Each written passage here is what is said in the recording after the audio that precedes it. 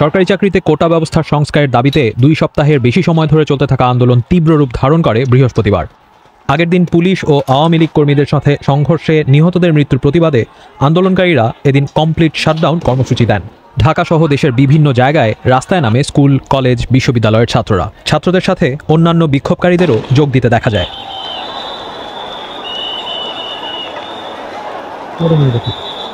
বৃহস্পতিবার সারাদিনই দেশের বিভিন্ন জায়গায় বিক্ষোভকারীদের সাথে পুলিশ ও আওয়ামী লীগ কর্মীদের দফায় দফায় সংঘর্ষ চলে। ঢাকার ভেতরে উত্তরা, রামপুরা, যাত্রাবাড়ি, মোহাম্মদপুর এলাকায় ব্যাপক সংঘর্ষ চলে প্রায় সারাদিনই।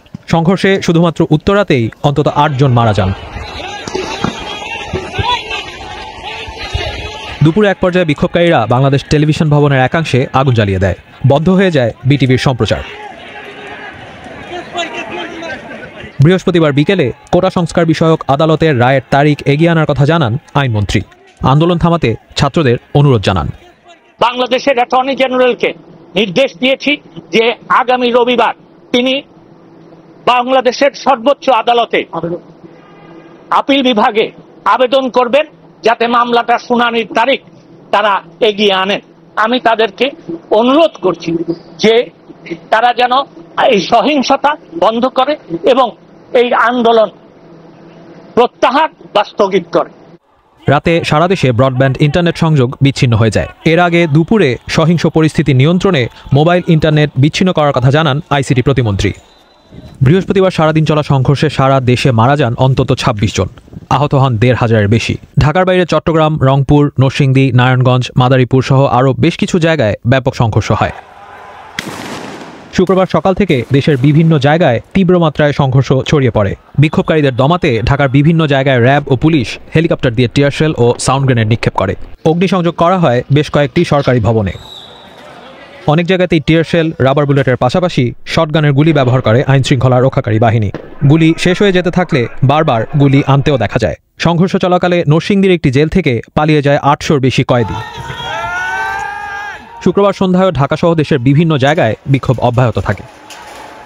সেদিন মধ্যরাতে কোটা সংস্কার আন্দোলনের সমন্বয়কদের কয়েকজনের সাথে সরকারের প্রতিনিধি দলের বৈঠক হয়। তারা 8 দফা দাবি জানালেও সমন্বয়কদের আরেকটি দল বিবৃতি দেয় যে এই বৈঠকের বিষয়ে তাদের কিছু জানানো হয়নি। আইনশৃঙ্খলা পরিস্থিতির অবনতি হতে থাকলে শুক্রবার রাতে সারা দেশে জারি করা হয় কারফিউ। সিদ্ধান্ত হয় সেনা মোতায়েনের। সেদিনের বিক্ষোভে বাংলাদেশ জুড়ে অন্তত 56 জন মারা যান। হাসপাতালে ভর্তি হন কয়েক হাজার গুলিবিদ্ধ আহত মানুষ। শনিবার কারফিউর প্রথম দিনে সংঘর্ষের তীব্রতা কমলেও বিভিন্ন জায়গায় বিচ্ছিন্নভাবে বিক্ষোভ চলতে থাকে। ঢাকার বিভিন্ন পয়েন্টে ও গুরুত্বপূর্ণ স্থাপনাগুলোকে ঘিরে ছিল সেনাবাহিনীর উপস্থিতি। কারফিউ থাকা সত্ত্বেও শনিবার দেশের বিভিন্ন জায়গায় হওয়া সহিংসতায় মারা যায় অন্তত 26 জন। তারা কয়েকজন সাথে আসে। এরই মধ্যে শনিবার আন্দোলনের অন্যতম সমন্বয়ক নাহিদ ইসলাম আটক হন। কয়েকজন মিলে জোর করে নিচে নামিয়ে নিয়ে যায় আর কি। সিভিল ড্রেসের ছিল তারা। একটা পর্যায়ে হচ্ছে তারা আমাকে physically and mentally torture assault করা শুরু করে এবং লোহার হয়তো কিছু একটা দিয়ে মারধর শুরু করে দাঁড় করিয়ে। রবিবার আদালতের রায়ে জানানো হয় যে সব ধরনের সরকারি চাকরিতে 93% নিয়োগ মেধার ভিত্তিতে হবে। 93% মেধার ভিত্তিতে হবে। মুক্তিযোদ্ধার সন্তান বা নাতিদের বা নাতনিদের মধ্য থেকে 5% নেওয়া হবে। যারা ক্ষুদ্র জাতি নৃগোষ্ঠী তাদের মধ্য থেকে 1% নেওয়া হবে। আর 1% 2 ভাগ করা হবে। একটা হচ্ছে যে আমাদের যে প্রতিবন্ধী ওদের এবং তৃতীয় লিঙ্গ দুজনের মাঝখান থেকে 1% নেওয়া হবে। সরকারি, আধা সরকারি, স্বায়ত্তশাসিত সবগুলো চাকরির ক্ষেত্রে এটা প্রযোজ্য হবে। 2 জন মারা গেছে। কারফিউর দ্বিতীয় দিন রবিবার সংঘাত সহিংসতা আগের কয়েকদিনের তুলনায় কম হলেও কিছু জায়গায় অল্প সময়ের জন্য বিচ্ছিন্নভাবে চলা সংঘর্ষে ঢাকা ও নারায়ণগঞ্জে অন্তত 13 জন মারা যায়।